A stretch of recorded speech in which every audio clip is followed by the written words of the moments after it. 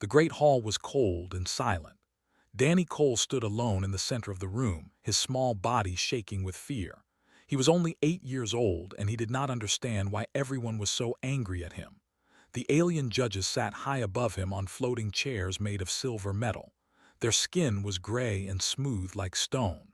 Their eyes were black and empty. They were called and they ruled this part of space with iron hands.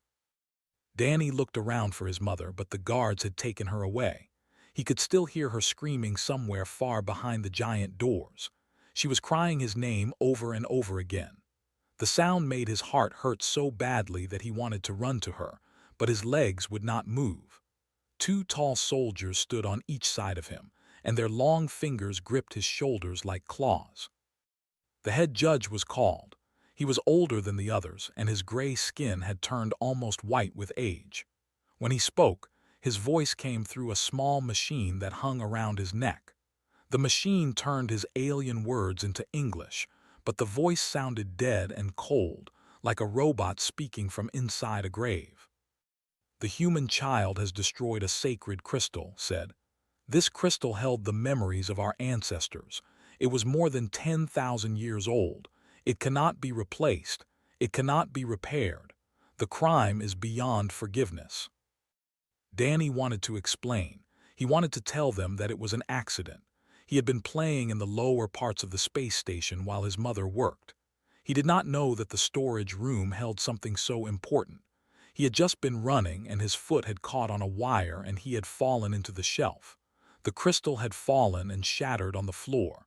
It was an accident. He had not meant to break anything. But when he opened his mouth to speak, no words came out. He was too scared. His throat felt tight and dry. "The mother has offered to pay for the damage," another judge said. "She has offered her service for 20 cycles. She has offered everything she owns." Made a sound that might have been laughter, but it sounded more like stones grinding together. "Human money cannot buy history. Human service is worthless to us. The child must face punishment. This is our law." Danny did not know what punishment meant for the. He had heard stories from other humans on the station. Some said to put criminals in dark cells forever. Some said they sent them to work in the mines on dead moons where no light ever reached. But what said next was worse than anything Danny had ever imagined. "The human child will be sent to 9, the old judge declared. "He will be left there alone. The planet will decide if he lives or dies." The other judges nodded slowly. Some of in the audience made sounds of approval, but Danny saw that a few of them looked away. Even among the 9 was a name that brought fear. Danny had learned about in his school lessons back on Earth. These were planets where everything wanted to kill you. The air could be poison. The water could burn your skin.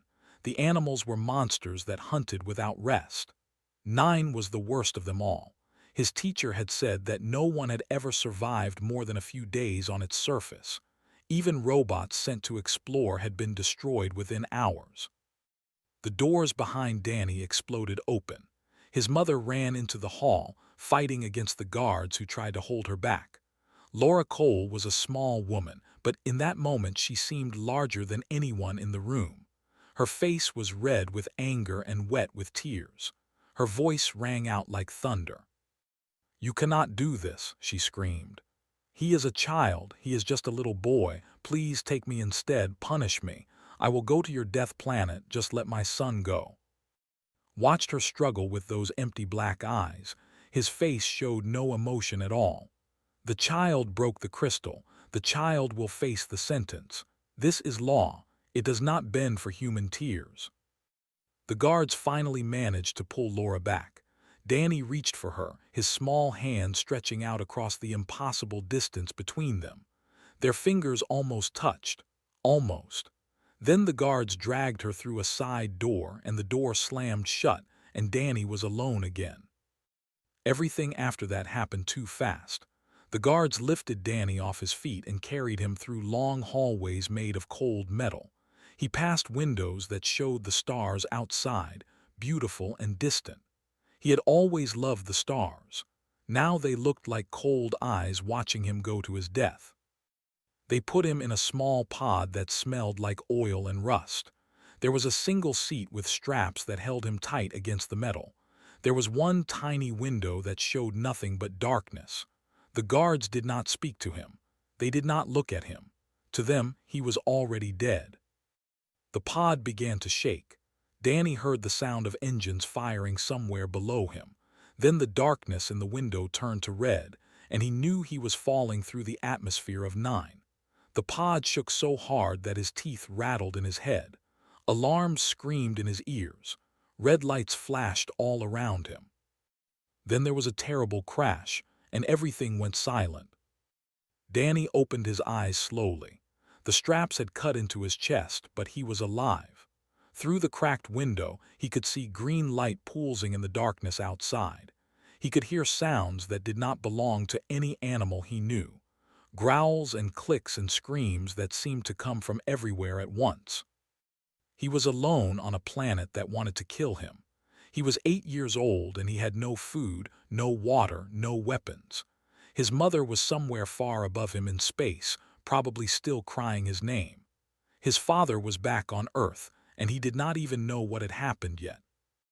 Danny wanted to cry. He wanted to scream.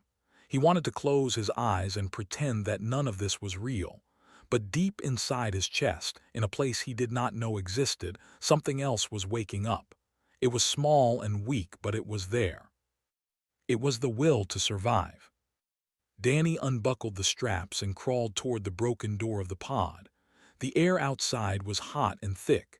It smelled like rotting plants and blood. The ground was soft and wet under his hands. He took his first step onto 9. He was not going to die here. He did not know how yet, but he was going to find a way to live. He was human. And humans did not give up. The jungle of 9 was nothing like the forests Danny had seen in pictures of Earth. The trees here were massive beyond imagination. Their trunks were as wide as buildings, and their branches reached so high that he could not see where they ended. Strange vines wrapped around everything, glowing with a sick green light that pulsed like a slow heartbeat. The ground was covered in thick mud that sucked at his shoes with every step. Danny pushed through the undergrowth as fast as he could. He did not know where he was going. He only knew that he could not stay near the crashed pod. The smoke rising from the wreckage would attract predators. Every child who had ever watched a survival show knew that much. The sounds of the jungle were everywhere. Above him, things moved through the branches, their claws scraping against bark. Somewhere to his left, something was breathing heavily, each breath like wind through a cave. Insects the size of his fist buzzed past his ears, and he swatted at them desperately. One of them bit his arm before flying away, and the bite burned like fire. Danny ran until his lungs felt like they were going to burst. His legs ached. His throat was dry. Sweat poured down his face and stung his eyes. He had never run this hard in his entire life. Back on the space station, the worst thing he had to worry about was being late for dinner. Now he was running for his life on an alien planet, and he was only 8 years old. He found a hiding place under the roots of one of the giant trees. The roots twisted out of the ground like frozen snakes, creating a small hollow space underneath. Danny crawled inside and pressed his back against the damp wood. He pulled his knees to his chest and wrapped his arms around them. For a long time he just sat there shaking. The sounds of the jungle continued all around him. He heard something scream in the distance, a high-pitched sound that was cut short suddenly. Something had caught something else. Something had died, and Danny knew that he could be next. He thought about his mother. Was she still on the station? Was she trying to find a way to save him? He thought about his father back on Earth. His father worked for a company that built ships. He was strong and smart and brave. If his father knew what had happened, he would come to save him. Danny was sure of it. But Earth was so far away, and Danny was so alone. He did not mean to cry, but the tears came anyway. They rolled down his dirty cheeks and dripped onto his knees. He cried silently, because he was afraid that any sound might attract the monsters outside. He cried for his mother and his father and his warm bed back home. He cried because he was scared and cold and hungry, and he did not know if he would see the sunrise. That was when the ground began to shake. At first, Danny thought it was an earthquake. The whole jungle seemed to tremble with each passing second. Then he realized that the shaking had a rhythm. It was footsteps. Something was walking toward him, something very, very large. Danny pressed himself deeper into the hollow, but he knew it would not hide him. Whatever was coming was too big to be fooled by a small hiding place under a tree. He could only wait and pray that it would pass by without noticing him. It did not pass by. Two enormous eyes appeared in the darkness. They glowed with a soft orange light, each one bigger than Danny's entire head. The creature moved slowly into view, and Danny forgot how to breathe. It was the most terrifying thing he had ever seen.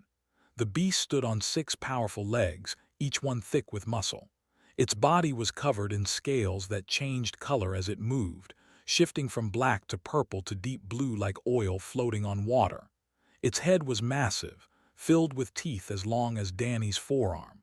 When it breathed, hot air rushed out of its nostrils like steam from a kettle. This was an apex. Danny had seen pictures of them in his school books.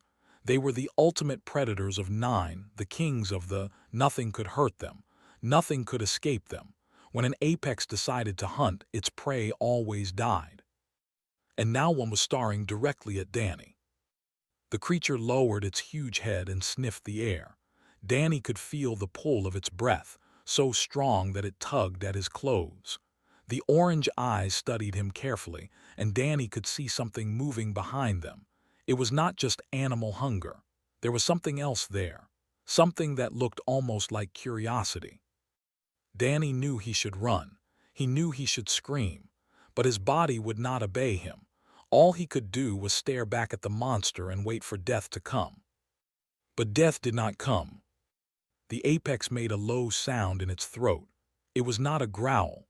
It was something softer, something almost like a question.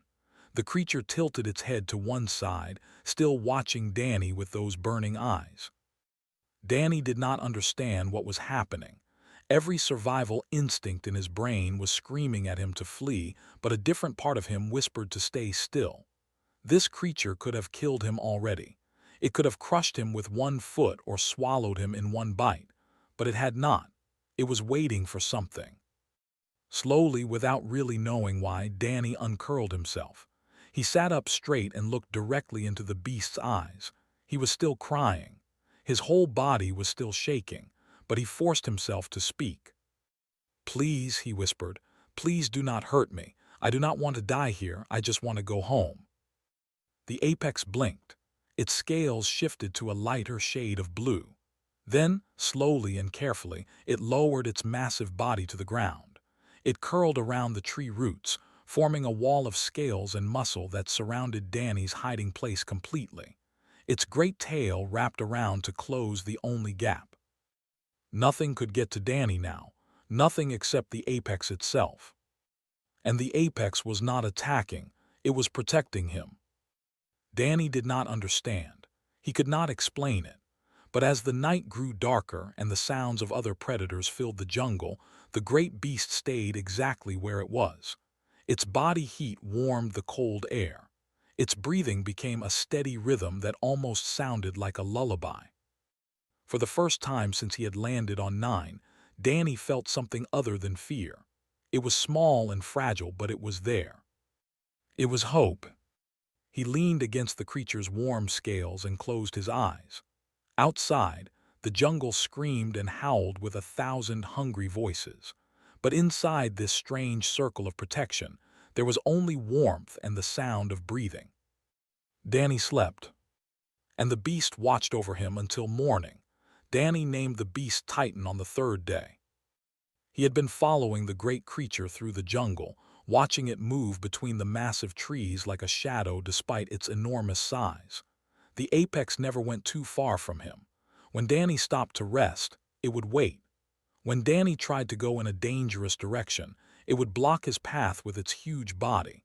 It was protecting him, and Danny still did not understand why. But he was grateful. The first few days were the hardest. Danny was hungry all the time.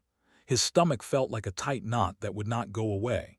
He tried to eat some of the fruits he found hanging from the lower branches, but the first one made him so sick that he spent hours bent over, throwing up everything in his stomach.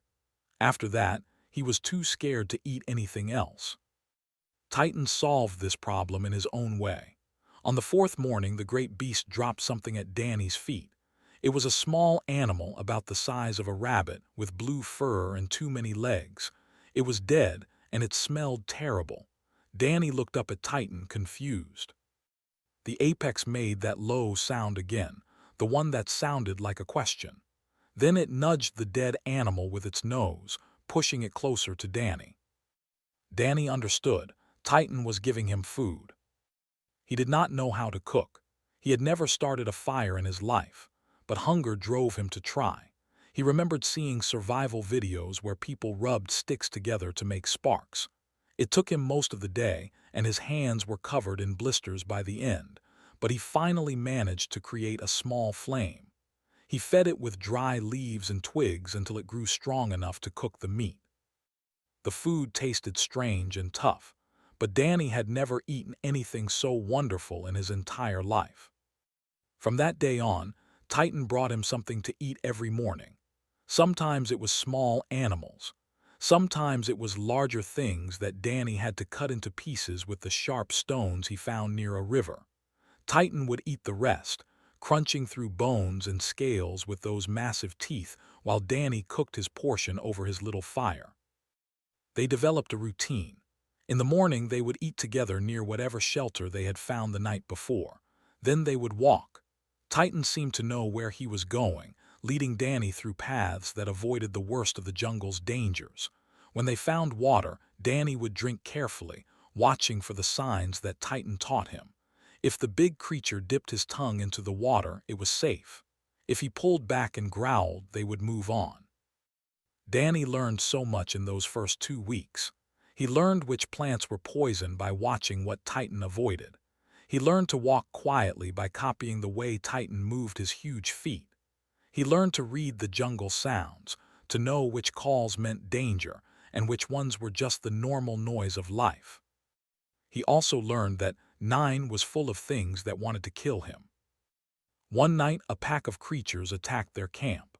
They were called climbers by the scientists who had studied this planet from orbit. They looked like snakes with arms, and they hunted in groups of 20 or more.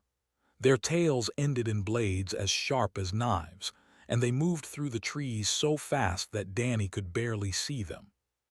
Titan fought them with terrible fury. He crushed them under his feet and tore them apart with his teeth. His scales turned bright red as he raged through the attackers, a color Danny learned meant extreme anger. But there were so many climbers that some of them got past him. Danny felt a burning pain across his back as one of them slashed him with its tail. He screamed and fell to the ground, and the climber jumped on top of him, its mouth opening wide to bite his throat. Danny grabbed a sharp stone from the ground and stabbed upward with all his strength. The stone went through the creature's eye, and it died on top of him, twitching. When the fight was over, Danny was covered in blood. Some of it was his own. The wound on his back was deep and painful. Titan came to him and made a soft sound, almost like whimpering. The great beast licked the wound gently, and Danny felt the pain fade slightly. Titan's spit had something in it that numbed the pain and helped the wound heal faster. Danny still carried the scar from that night. It ran from his left shoulder to the middle of his back, a pale line that would never fully fade. It was his first real mark of survival. But it was not his last. The days turned into weeks. Danny grew stronger. His legs no longer ached after hours of walking. His hands grew hard from making fires and building shelters. He learned to make tools from the bones of the animals Titan brought him, creating knives and spears that he could use to defend himself. He also learned to fight. When Titan caught larger prey, Danny would practice with his spear, stabbing and slashing until his arms burned with exhaustion. He knew that he could never match Titan's strength, but he could be fast. He could be clever. He could be dangerous in his own small way. The scared little boy who had cried in the hollow under the tree was disappearing. In his place, something new was growing. Danny was becoming a survivor. But he never forgot who he really was. At night, when the jungle grew quiet and Titan rested beside him, Danny would look up at the stars and think about his family. He would whisper stories to Titan about Earth, about his mother and father, about the home he had been torn away from. Titan would listen with those orange eyes half closed, and sometimes he would make soft sounds that seemed almost like responses. Danny did not know if Titan understood his words, but he knew that Titan understood his heart. There was a bond between them now, something deeper than language. They were not just a boy and a beast. They were partners, friends, family. And together, they would face whatever the threw at them. 28 days after Danny landed on 9, a new sound cut through the jungle. It was different from anything he had heard before. It was mechanical, artificial, man-made. It was the sound of a ship descending through the atmosphere. Danny looked up through the gaps in the canopy and saw a trail of fire streaking across the red sky. His heart began to pound in his chest. Someone was coming. Someone had found him. He did not know who they were or why they had come, but he knew that everything was about to change. Danny placed his hand on Titan's scales and took a deep breath. It was time to go home. Laura Cole had not slept in 28 days. From the moment they had taken her son, she had been fighting.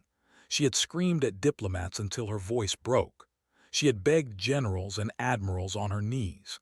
She had spent every credit she had saved, borrowed money from everyone she knew, and made promises that would take a lifetime to keep.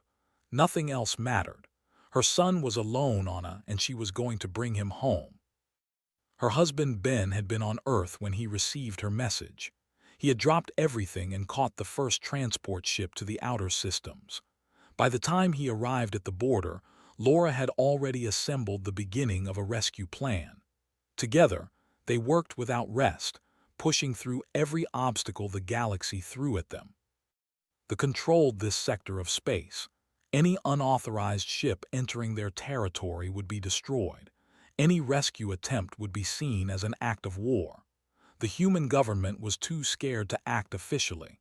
They offered Laura their sympathy and their regrets, but they would not send a military ship. So Laura found volunteers instead. Captain Chris was the first to answer her call. He was a retired pilot who had spent 30 years flying through the most dangerous regions of space. His ship was old but fast, a modified cargo hauler that he had named the Defiance. When Laura told him about her son, Chris did not hesitate for even a second. "I have a daughter about his age," Chris said simply. "If it was her down there, I would want someone to help. Count me in." Other volunteers came after him. Dr. Vance was a scientist who had studied 9 from orbit. She knew more about the planet than anyone else alive, and she wanted to see if anyone could actually survive on its surface. Reed was a former soldier who had grown tired of fighting for corporations that only cared about money. He wanted to do something good for once. Together, they prepared the Defiance for the most dangerous mission of their lives. The trip to 9 took 6 days. During that time, Laura stood at the window of the ship and stared at the stars. She did not eat much. She did not talk much. All of her thoughts were focused on her son. Was he still alive? Was he in pain? Did he think that she had abandoned him? "He is a strong kid," Ben said, putting his arm around her shoulders. "He gets that from you." Laura wanted to believe him, but she knew the truth about 9. Nothing survived there for long. Even the strongest creatures eventually fell to the endless hunger of the planet. Her son was only 8 years old. How could he possibly still be alive? When the Defiance finally entered orbit around the red planet, ran her scanners immediately. She was looking for the signal from Danny's emergency beacon. They had given him one as part of their cruel joke, a device that would broadcast his location for 30 days before going silent. It was their way of saying that help was possible but would never come. "I have something," said suddenly. Her voice was shaking. The beacon is still active. He is still alive. Laura felt her legs go weak. Ben caught her before she fell. Where? Chris demanded. Pointed to a spot on her screen. In the deep jungle about 200 miles from the crash site, he has moved. That means he is not just sitting and waiting. He is surviving. The Defiance descended through the blood-red clouds. The ship shook and rattled as it pushed through the thick atmosphere. Alarms screamed warnings about toxic air and hostile life forms. Chris ignored them all. He was going to land that ship if it killed him. They touched down in a clearing that looked like it had been created recently. The trees around it were pushed aside. The ground was flat and muddy. Something large had made this space. Something very large. Laura was the first one down the ramp. She carried a weapon in her hands, but she barely knew how to use it.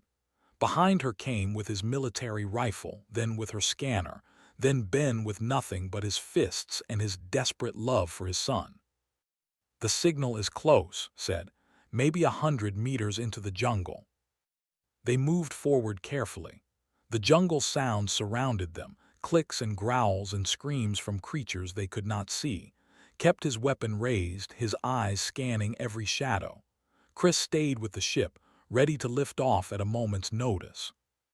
Then the ground began to shake. Pushed Laura behind him and aimed his rifle at the tree line. Something was coming, something that made the earth tremble with every step. They could hear trees cracking and falling somewhere in the darkness. When Titan emerged from the jungle, everyone opened fire. The energy weapons lit up the clearing like lightning. Beams of light struck the great beast's scales and bounced away, leaving nothing but scorch marks on its armor. Titan roared with anger, a sound so loud that it hurt their ears. His scales turned blood red, and he charged toward them with murder in his eyes. Stop shooting. The voice was small but powerful. Everyone froze. A boy stepped out from behind the charging beast, placing himself directly between the guns and Titan. He was thin and covered in scars. His clothes were made from animal skins, and he held a crude spear in his hand. But his eyes were sharp and bright, and his voice did not waver. "He is with me," Danny said. "Put down your weapons or he will kill all of you." Titan stopped mid-charge. He stood behind the boy, still growling but no longer attacking. His scales slowly shifted from red back to their normal shifting colors. Laura dropped her weapon and ran. She did not think about the danger. She did not care about the monster standing behind her son.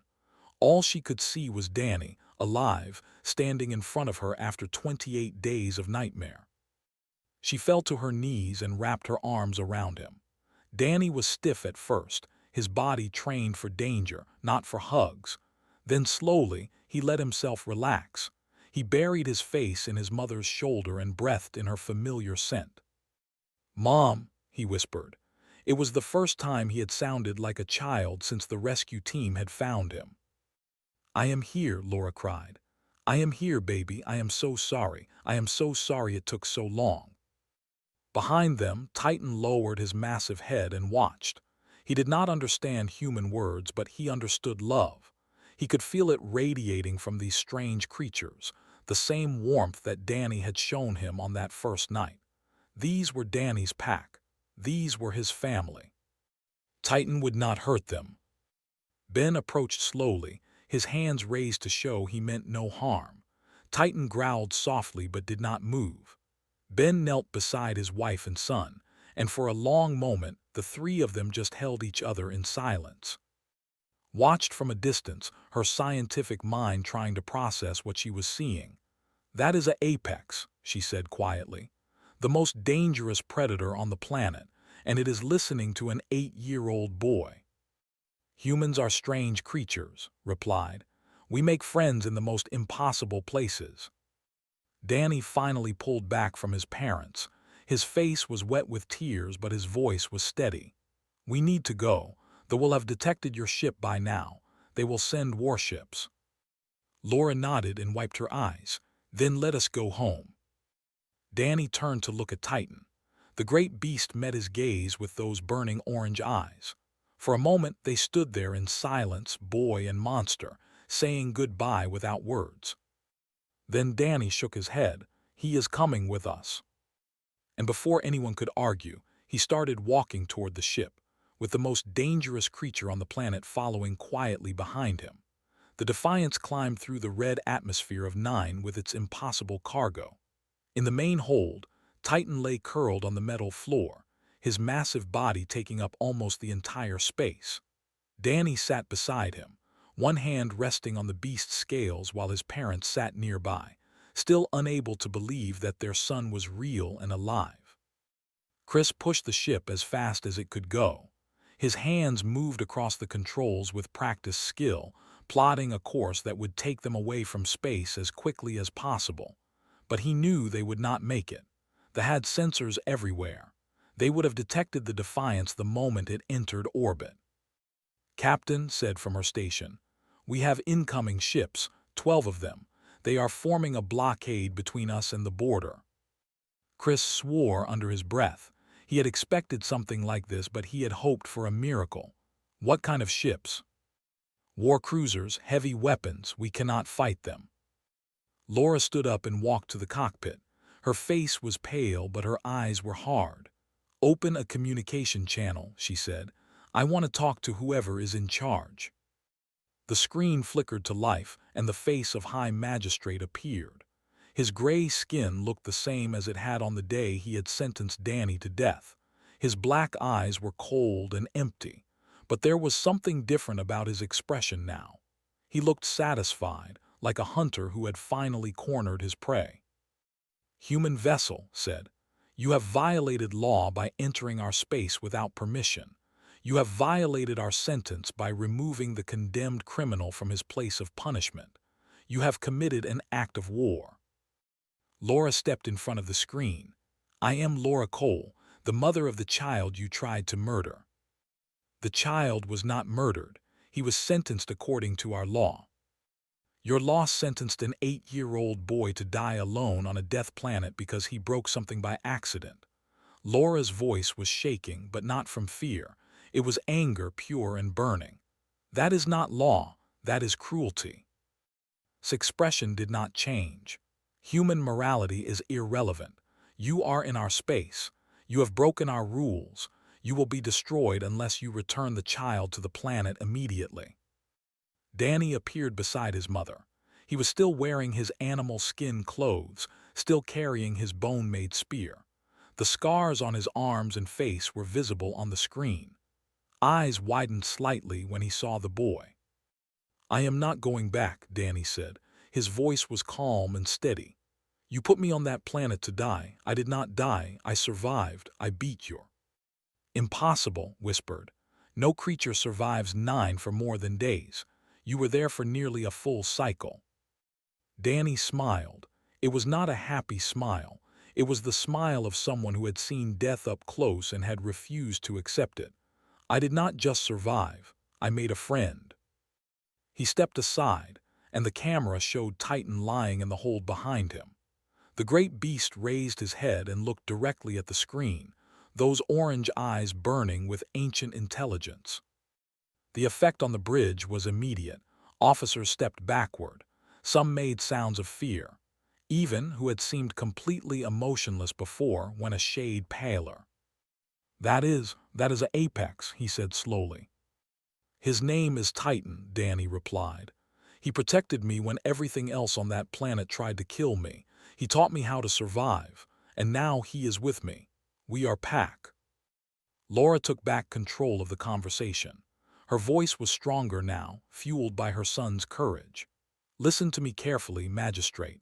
You exiled my child to the most dangerous planet in the galaxy. You expected him to die screaming in the dark, alone and afraid.